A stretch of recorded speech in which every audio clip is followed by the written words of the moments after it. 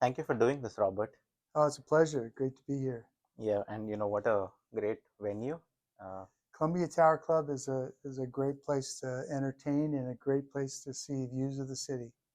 and can anybody become a member of Columbia Tower Club? Yeah, it's not exclusive. In fact, it's become far more diverse last several years. A lot of difference in the board, but yeah, anybody can become a member. And it's not just business. It's beyond just business you're talking about. Beyond business, it's a social club. It's a place to do business, to meet other business people. But there's a lot of other things, a lot of charities and other things that go on here and events that go on here. Yeah, yeah. And the way we'll go about this is kind of cover your three hats, Yeah, all three of them. And I know you're also called the king of networking, yeah. The Godfather the of Godfather. Networking. Yeah, Sometimes they say King, and I own it. And Godfather of Networking is something that's been coined recently. I kind of like that one too. nice, nice. And your Escalon role, your role in Startup Grind Seattle chapter as the director, and then also as the board member of Columbia Tower. And I know you do a little bit of philanthropy work also, so we'll touch a bit of Yeah, all of that, right? Now, how did this all start? Was it your own passion? Was it family? yeah. It's a great question. I think if I look back, it started when I was a child. I mean, I always had a compassionate heart. Always loved diverse people. A lot of my heroes growing up were black, were the sports heroes initially, and then some music and that type of thing. So I've always had a diverse kind of spirit. My parents were immigrants from southern Italy, so I was first generation born here. Grew up with 7 children, so you grew up pretty social and in a big family like that. And then that morphed into my personality and my ability to meet people fairly easily and engage with them in conversation. Where in Italy did they originally grow up from? Yeah, so my mom's from Napoli, Yeah, and my father's on the other side of the Amalfi Coast, outside of a city called Salerno, but he was from the mountains called Postiglione. got it. And so big soccer slash European football fans as you. I grew up loving soccer. My dad was my first coach, and I then began to coach my sons as well. Now my sons are coaching their kids. But yeah, we love soccer. We have a lot all sports, but and especially local sports here. But soccer is our number one. That's great. Yeah. And you talked about the social upbringing, growing up with siblings. How did that contribute, and your own Italian origins? How did that contribute to your networking skills, right? Yeah, I think so because with a big family and also a lot of different ages, they would bring their friends in. So you're meeting people of different ages, younger and older, and I was kind of in the middle.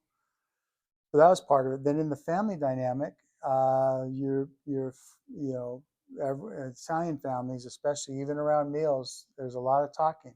Yeah, And my wife, when she first came to a family meal, she says, "Why is everyone yelling?" Oh no, we're not yelling. We're just very passionate about what we're talking about. yeah. So that ability to emote and to express was natural. It came and through the family, and then you also had to fight for attention. You Yeah. had to be a little more louder to get attention when you needed it. So yeah, I think all that plays a dynamic in your personality and how you eventually express yourself as an adult. No, absolutely. And going back to your journey, right? How did you know of Startup Grind, and how did you become what you became, the chapter director? Yeah, so being in the Seattle eco space with Escalon and other even prior to Escalon, just growing up, especially in Seattle, I know a lot of people. I'm connected to a lot of people. I've got 30,000 folks on my LinkedIn, which helps.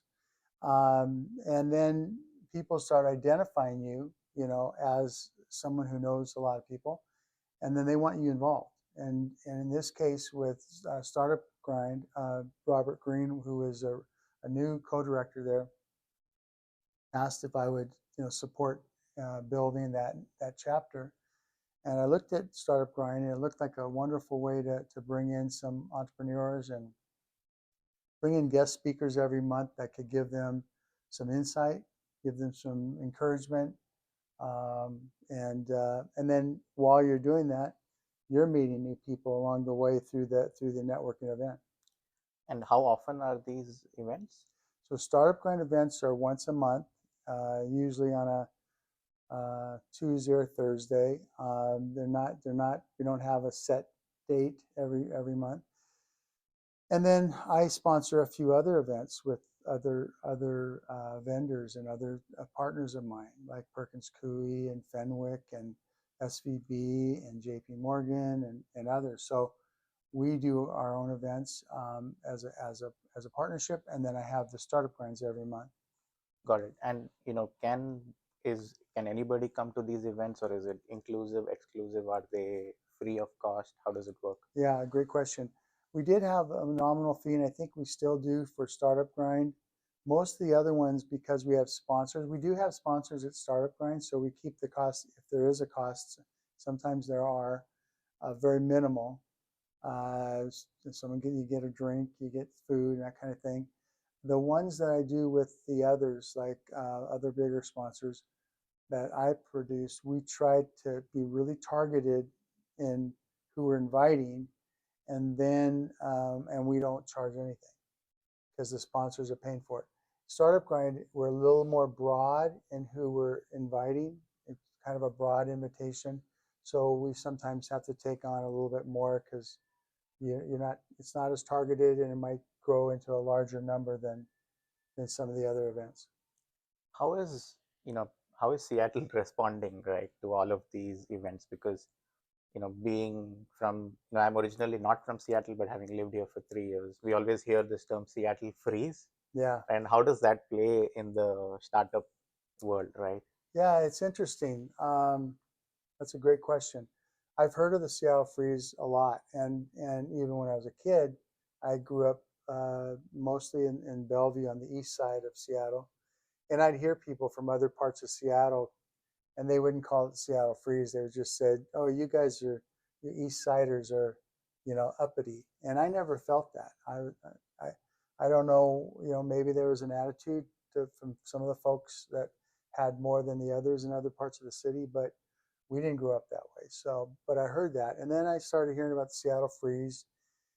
There's probably something to it. I've heard that from business folks. They come in and they're out of town, and in Seattle, it takes a little bit longer to probably break in because people want to work with people they know, and it's a little bit more that way. It seems like in Seattle than maybe other cities like New York or Los Angeles. I don't know. If you're coming from the South, it's quite a bit of a freeze because the South, everyone sits on their porch and waves to everybody. My wife's from that area, so yeah, it's a little bit different for some people coming to Seattle, but I like to think we're pretty friendly.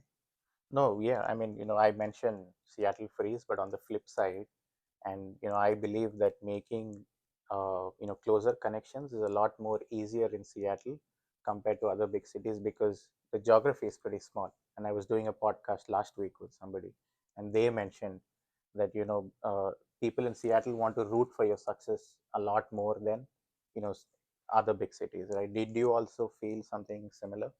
Yeah, there is a more of a support from folks to cheer you on in what you're doing.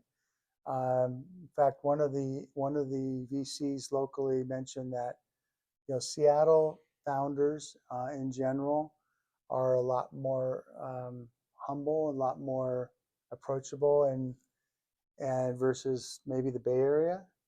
But it was interesting. They also said on the other side, the Bay Area founders are a little more aggressive, a little more ready to embellish what they're selling, and they get funded better. Besides the fact there's a lot more money in San Francisco, that's for VC for venture funding. But Seattle's got a lot of money. It just hasn't. the spout for venture funding hasn't clicked in. We just had an event with San Francisco VCs meet the Seattle VCs, and we talked about Seattle being it's a tech. Everyone knows it's a tech hub. It's we've got probably if not number one, number two of the best talent in the world, really in this region. And but yet we're like number 8 or 9 in venture funding. Yeah, yeah, I'd like to talk a little bit more on that. How can we move from 8 or 9 to 3 or 4? Right? What do you think has to change from from your perspective? I think there's more a new generation of investors and folks that are willing to see potential. I think AI is going to start opening doors for those early stage companies to be funded. Obviously, a lot of the investment in Seattle has been going to some of these bigger companies, like Amazon that are here locally, or Microsoft or Google, or some of these other ones. But I think we're seeing now after the downfall for the last few years, things are starting to pick up. So venture funding's on the rise. We're seeing some trends, but I think it's just going to be more and more about us presenting the value that and founders being able to present the value that they're bringing to the investment community. Yeah, in a way, isn't it good, right? You have these massive companies here, even if they're taking most of the funding right now, but then, like in the manufacturing industry, there's something called ancillary industries, right? They feed other smaller companies. So, do you think that some of these bigger ones can actually feed other smaller companies? And uh, also, most of these companies are very global in nature, and that is something that I don't know if the average Seattle person knows, but if you look at Amazon, for example, or Microsoft, for example, their largest office outside the US is in my home city, Hyderabad. And even Boeing, right, big presence in the area, employs about 5,000 people in India. So, and India is just one country, there's so many other countries that these are part of, right? So, how do you see the global nature also contributing to the ecosystem of startup in a way, if you'd say so? Yeah, I mean it's a good point. A couple things. One is there's a lot of these bigger companies like Amazon that have a fund that invest in small companies and startups. So you have that. You're having them give back. Sometimes it's for their own purposes because they need that thing, and somebody's got a great idea. Let's invest in that because it's going to help us. But it's still, nevertheless, it's opening opportunity. The other thing is I'm partner with a group called Keiretsu Forum, which is a large, I think, if not the largest, one of the largest angel networks in the country. They go into 40 different countries. So when companies present through Keiretsu Forum, they have a reach not only throughout the United States, but they have a reach towards investors in other countries. So now you got capital coming in from other countries. So that's happening. We're also seeing there's some, with these new tariffs coming on, we're we're not sure what the end result's going to be like, but I've heard some folks in Canada and other countries are concerned because they might have a Canadian company and their biggest market is the US, and they're going to have to pay tariffs. How is that going to impact their business? And then they start considering, well, maybe we should invest or move our company to the US. So there's all these conversations happening because we don't know what we don't know until everything washes out. Yeah, no, that's a good point you make, right? And it also brings me to the global nature of the world today, right? And the way I look at it is I'm not a big tech guy, but then I'm somebody who's more of a generalist. And the way I see it is, you have a city like Seattle, which has a direct flight to the UAE, to somewhere that can connect directly to India, and then so the distance between these countries is reduced a lot, and this is Asia I was talking about, right? And then you have Europe and other parts of East Asia, which are a lot more well connected here, right? So, uh, are startups here also thinking in that direction? Are they looking at maybe getting resources from that part of the world, or joint partnerships, or Yeah, it's becoming very prominent. The number one thing for startups is how do we build this at a good cost and as lean as possible. And we're finding so much talent outside of the United States. So we have certain things in the United States we need to work with because they're very good at what they do and they're here. There's other resources that are very talented at a much better cost. Even our company Escalon, we leverage it. We're able to give bookkeeping and accounting and many other services, HR and payroll, things like that, back office work at a great rate because we have 300 U.S. employees and we have about 900 employees in India. oh wow, So we leverage the outsource, but there are employees, they're just outsourced. There are employees, they're our team, they're in India and they don't have to pay the wage that you pay in the US. So that's one area. Now we're seeing other companies using developers in Singapore or Brazil or China or other places. So yeah, it's become a global market. It's also become a global distribution, and also from an outsource or hiring perspective, you don't need someone to be here in the office, and they could be doing as good a work as anybody else from some other place. yeah. And that model seems to be working in the corporate world, and I see, and even with your own company, right? Yeah, And I don't see any reason for it to not work in the startup world, yeah. right? So In our case, our founders were from India, so it was a very natural thing to, as CFOs when they were building the business 25 years ago, to build up and get talent. There's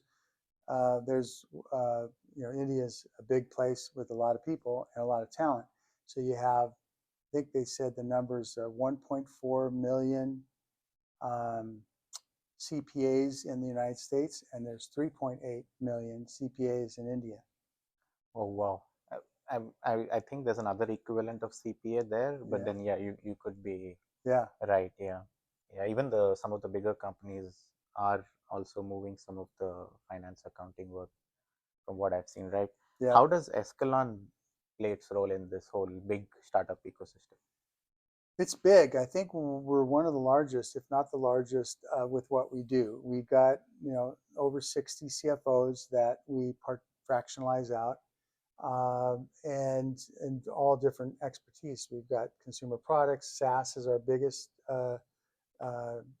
delivery and team, and then we've got CFOs that are in Web3, crypto, media, metaverse types CFOs, and then we have we've got bioscience and life science. That's a biotech and life science. It's a big category for us, as well as I think I mentioned consumer products. So we've got a well-versed crew, and then we have specialist accountants, controllers, and bookkeepers that focus on those type of groups, including nonprofits is another big group of ours, growing group. So so that's one area. The other thing that happens a lot, we don't advertise this, but a lot of our CFOs and a lot of folks that are working with these businesses also work directly with venture capital, with the VCs.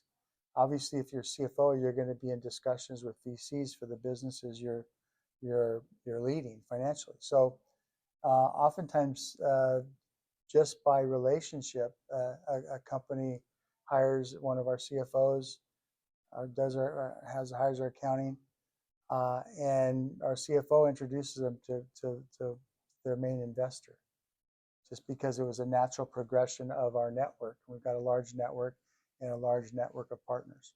Has there been any success stories that you can explain our audience?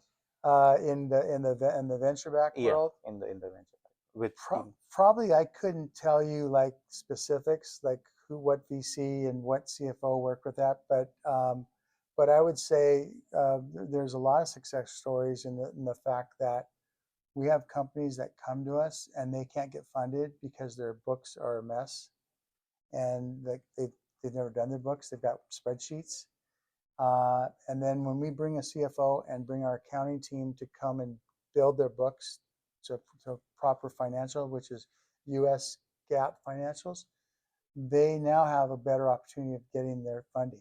And it often happens within months of getting their books in order, having a CFO make sure that their financial model is exciting enough for someone to invest in. So we'll look for any gaps, and sometimes we rebuild the whole model. Then they go back out and meet with those same investors, and they're going, okay, now we see it. Now we see you have a budget. Now we see you have a forecast. We're ready to invest.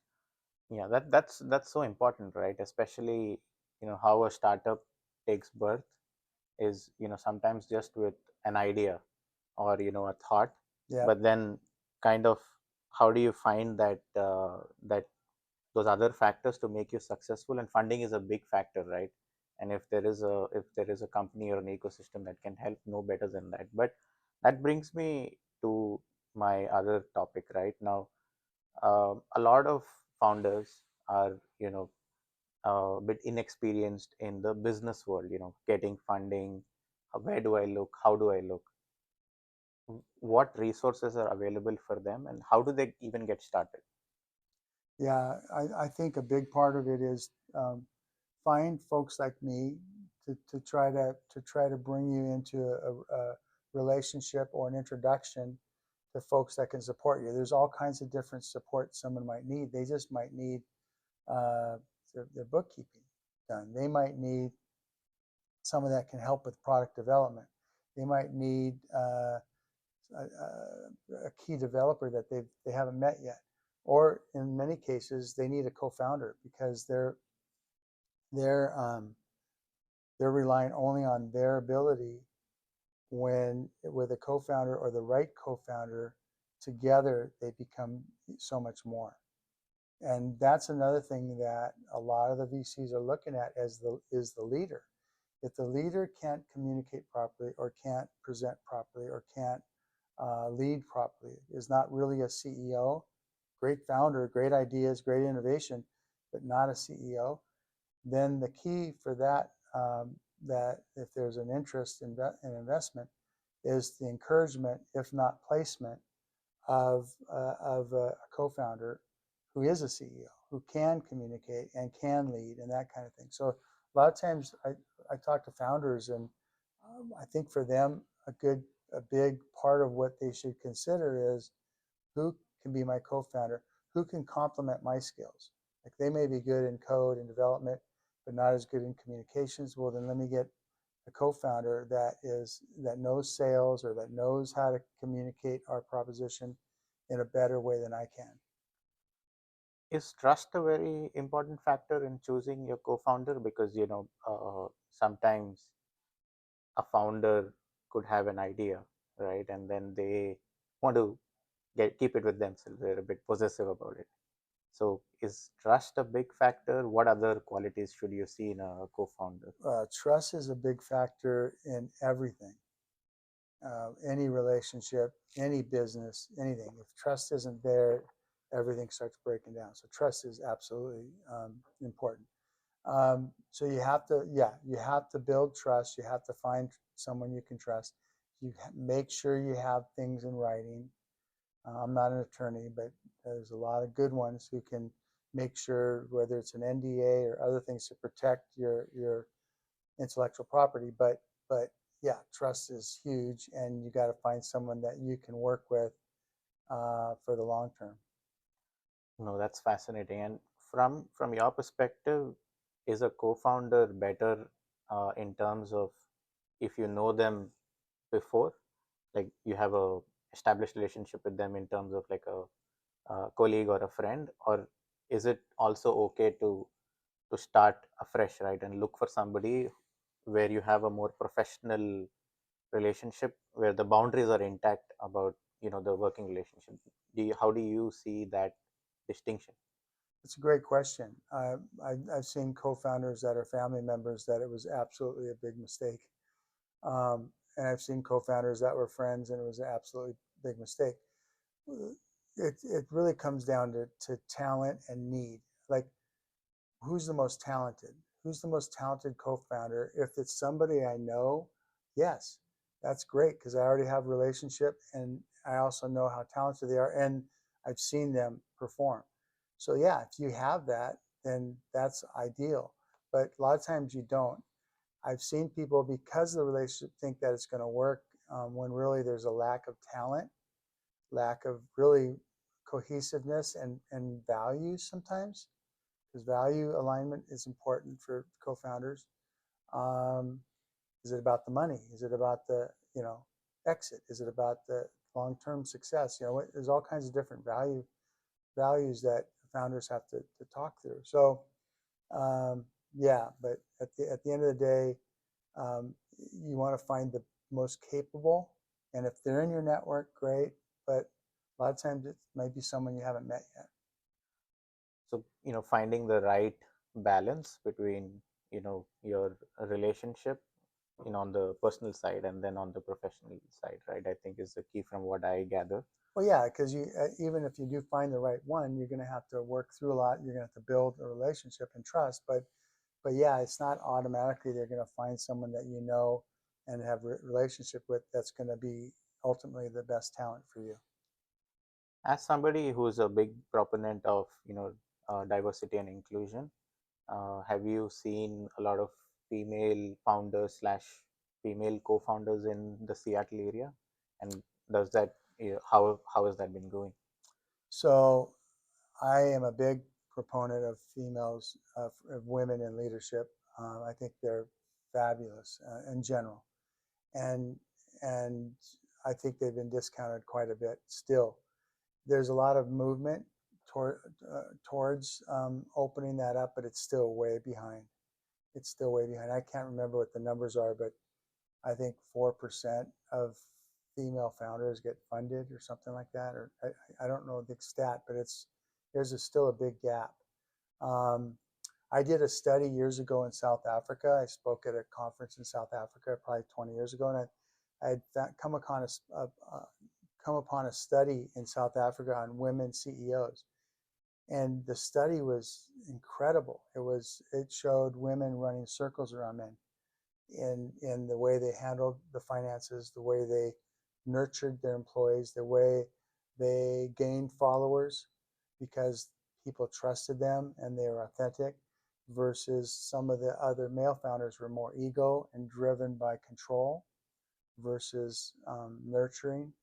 And so there was a real there was it was impeccable. And I remember sharing this to a group, and the women were excited to hear the story. The guys didn't like it so much, especially when I said, a woman could lead any company and could lead this nation.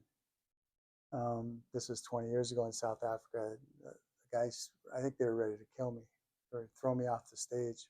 Thankfully, they didn't, but I wasn't afraid to tell the truth on what I was studying. Yeah, I'm also seeing that. I was just out of graduate school last year, here in Seattle U, and I saw a lot of student women leaders in both the graduate school and undergraduate, right? And then that that is the base, right? If you're a leader in the school, then you ultimately become a leader in the community or the corporate world, right? So the future is definitely there, in that perspective. But yeah, thank you for advocating that, right? Yeah. Just coming back to the startup ecosystem, right? Now, from your lens, what areas or businesses are you seeing a lot of investor eyes in terms of looking at it and also in terms of putting actual money? Well, there's AI, then there's AI, and then there's more AI. So AI is the big thing right now, Yeah. and but we're now noticing an uptick in robotics and hardware. So there was there's some of the VCs would not touch hardware. It was oftentimes a losing a low margin losing battle. And I've heard just from a couple of VCs recently that no, we're and from an angel group, angel network. I partner with Alliance of Angels, and they said no, we're not turning away because especially with AI driven hardware, it's really relevant. So that's happening. We still see life sciences is always a fascinating vertical, and they take a little longer to develop, but once they hit it, they hit it really well. So there's still a lot of capital going into advanced health and other types of life sciences. So clean tech, um, a lot of those are getting funded. People care about the planet and care about resources and things like that. Ag tech.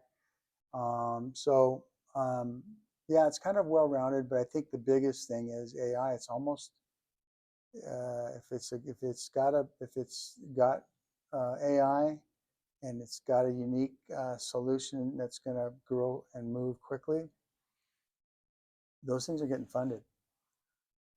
And how about the non-AI sectors, like some of the more traditional ones, right? And I used to work for Boeing.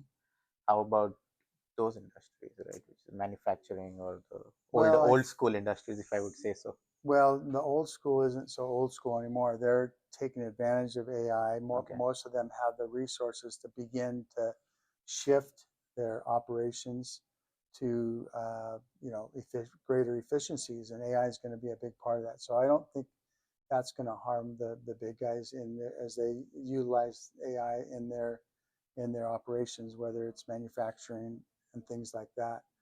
Obviously, consumer products is a lot of VCs won't touch consumer products oftentimes, but if it's a good product and it's gonna you know be a big deal in multiple channels, those things will get funded too. Oh, that's great to hear. I always like asking this question to guests. So let me take you back 20 years, right? So I mean, in terms of age, not timeline. So what, let's say you were a 25-year-old today, right out of college. What industry or what domain would you be most fascinated in or want to get your career or start a company in? I'd start with AI and maybe look at some other AI and then AI. If I look back, I mean, I'm just fascinated with what's happening. Um, but there's all kinds of stuff. The biggest thing is what's your passion, Mm-hmm. right? If your passion is robotics or passion is life sciences and developing the next cure for whatever or the next, then you got to go. Number one, you got to go with what your heart says versus what everyone says, right? You got to listen to your heart. But obviously, AI tech, and SaaS is always going to be a big, um, big wave. But I would say go with your gut, go with what you're passionate about, and you're probably not going to go wrong. Yeah.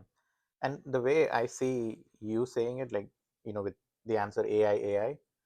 So AI is essentially the backbone for everything now, right? So, you could have a passion, want to build something in anything, but then you have to have a basic understanding of AI. Is that correct? You're right. It's going to be it's obviously going to be kind of laced into almost everything, the way things are heading. So um, not to give up on the brick and mortar. Yeah, they've taken a big hit, and they're not going to get VC capital for a lot of them. But those service industries are still going to be. People are going to need them. They need someone to build our homes and change our homes and fix things and plumbing and all that stuff. So there's a lot of stuff that's still out there that may be generational businesses that you grew up in or that you may have an opportunity in. I wouldn't put those down either. I have family that owns restaurants, and they've taken their hits on trying to get staffing and things like that. And so, my cousin Vince of Vince's Italian Restaurants, um, he still loves it, and people love him, love the restaurants, love the food, and they're doing well. So I don't put down any of those businesses that aren't necessarily needing VC funding to be successful. Yeah, no, that's a very interesting point. Right now, I want to go back to one of my favorite topics, and you are the godfather of networking, right? Yeah. Now, a lot of people think that networking is knowing people, but the way I look at it is no, it's not just knowing people. What is your advice to people who want to start or taking initial steps for networking, right? Yeah, I think it's well, it is kind of, and it's a sense of getting to know people, but the biggest thing for networking is to be available, showing up. Really, one of the things that people see is that Rob, you guys, you're here, you're there, you're everywhere. My wife used to say, being married to Rob is like holding on to Superman's cape because he's here, and she'll tug on the cape sometimes and put me, ground me, which I need sometimes. But yeah, it's showing up, it's being available, it's willing to be uncomfortable for some, because some people are introverts. My wife's a introvert, so going into a big network meeting for her is not fun. I invite her all the time. She doesn't like to go. Certain ones she'll go to because it seems fun for her or whatever. But for me, I get energized. For some people that are extroverts, they get energized. But there's I've seen introverts that have done very well because they've adapted. They know that if I'm going to be successful, even though I'm more of a on not naturally that way, I'm going to go out there and be uncomfortable, and I'm going to meet people, and and they're having success. No, being uncomfortable is such a good point, right? And I was new into the city, right, when I came here in 2022, and there were a lot of times when I used to go to events alone, right? And then the first 15 minutes would be really awkward, right? You don't know anybody, and then slowly you start Yeah, getting into you the start out against the wall, a yeah, wallflower, and then you start blooming, coming out. yeah. How important is removing fear of failure in your opinion? Because a lot of times you could reach out to people, right? And not get the response you want. So Yeah, how important is that? that's a great point. I learned that as a young age. I did well with the idea of rejection. I used to knock on doors, sell candy, and newspapers and other things, and you get a lot of rejection. But what I hoped for, and which I received, was the one yes. I'd go through 30 no's and get the one yes. Boom, ka-ching! I got some money in my pocket. So the same thing with networking. You're going to get out there. You're going to stumble. You're going to feel awkward. You're going to, did I say the right thing? You're going to overthink things. Did I say Yeah, the right thing? Did I approach them the right way? Did I interrupt them? So you have all these ideas, but the truth is you'll get better at it. You just got to go do it. And the bottom line is, if you don't do it, what happens? Well, nothing happens. So you have to have that. The pain of not doing it has to be so great that you end up uh, doing it regardless of how uncomfortable it is, and you get better at it. yeah, It's just something you get better at. yeah. And and trust me, I don't have a lot of experience as you do, but the little I've seen of even big leaders, executive leaders, it's not easy for them to, networking and putting themselves out there. So even for somebody younger, they don't have to feel that way, right? That if I'm going out there, how am I looking? Sometimes it's just you have to just put yourself out there, right? Yeah. And mistakes will happen. But like you said, I think showing up, that word you used, right? Showing up, that's so important, right? Simple thing like, let's say I met you for the first time at an event, and then we exchange contacts and we fix a time to have coffee next week, Friday, 3:30. Coming there next week, Friday, 3:30, that is such a big first step in my opinion, right? You build that trust. Oh, he wants me, or they want me, and that is such a good first step from what I've seen, right? And not a lot of people understand the value of that showing up. Showing up is a big deal, but also how you show up. Um, there's this idea, nobody wants to be sold, right? They want to be served, and they want to know that you care. So so part of my success is I show up with and try not to have an agenda because I want to hear what their needs might be. May not be they need Escalon, but they might need one of my partners who's a banker or an attorney or a VC or whoever I'm partnering with. Um, and so I come in curious. If you remain curious, you're going to learn a lot more. You're also coming in with big ears, listening, and really not coming to pitch or sell or whatever agenda. So try to come without an agenda, except one agenda is I want to get to know this person, and hopefully they get to know me, because that opens trust. And then there can be an agenda because you find some common ground or things to work on. Then there's an agenda. But the nice thing is you start with relationship. If the agenda fails, it doesn't matter. We're friends, and that's what I try to approach everything towards being a friend. And then if there's something that I can serve them with, then we can talk about it. That is such a great advice, right? And I mean, you're also widening your horizon that way. You're not boxing that person in a category, right? When you're saying I'm building a relationship, you're so widening your Yeah, horizon, right? Another point you talked about is people don't like getting sold, and this is something that we see often in LinkedIn, right? That people don't like getting sold. And as somebody who has 30,000 followers on LinkedIn and fairly popular, if I would say so, how do you build relationships on LinkedIn? Because it's a great tool, right? And I think we met at an event, but I think we first connected over a LinkedIn message and then set up a meeting, if I'm not wrong. So yeah. I think the biggest thing. Well, I'll tell you what you don't do. You don't send a robot out to send a message to somebody, asking them if they need what they already do. Like I don't know how many people come to me and ask if I need accounting or HR or all the stuff that Escalon does. And I sometimes I just don't respond because I know it's just somebody not paying attention, or they're sending somebody else to send emails out or LinkedIn messages. But there's a couple times I respond and go, "Have you even looked at what I do? Like, do you care what I do? And have you looked at what I do?" So what you don't want to do is sell over LinkedIn. You want to approach people with the idea of possibly a meeting. If you see someone that hey, they're interesting, or maybe it could be someone that you can be a customer one day. Talk about maybe some people you know in common. Talk about some interest that you've discovered or you studied on their LinkedIn that they like, that you like. Be authentic, and then build, see if you can build a relationship with them. Not everyone's open, but most people are fairly approachable if you come with that authenticity.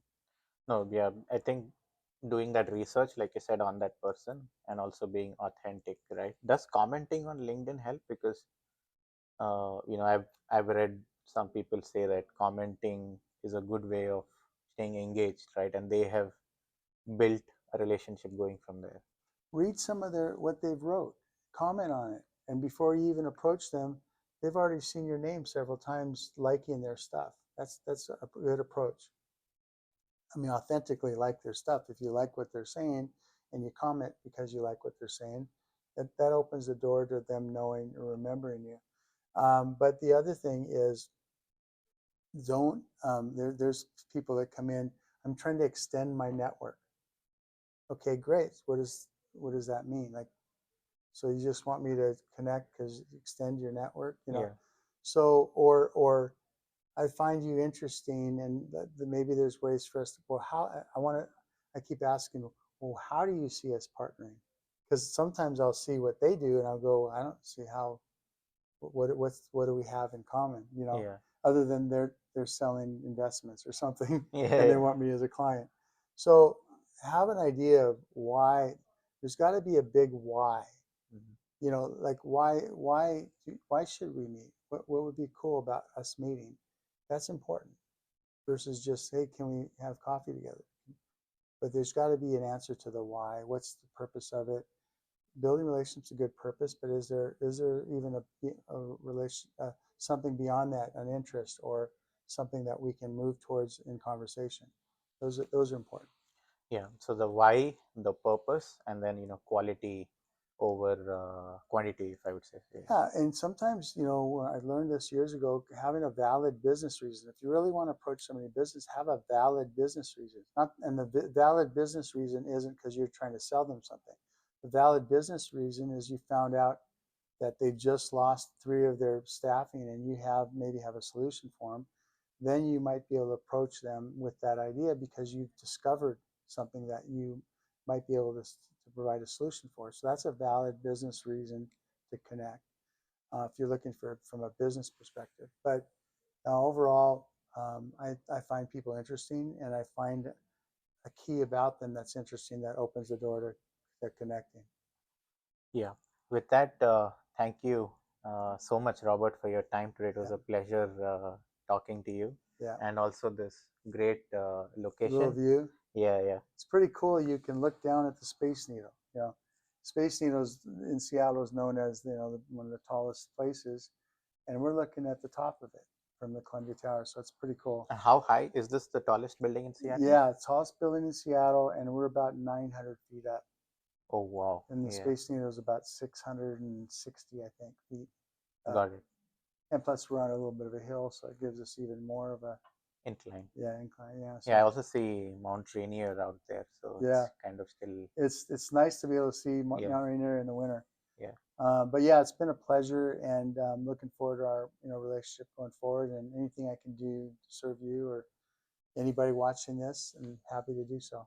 Thank you again, Robert, for your time, and wish you the best with all three and more of your hats Yeah, right here. all 15 of my hats. Yeah, thank you. You got it.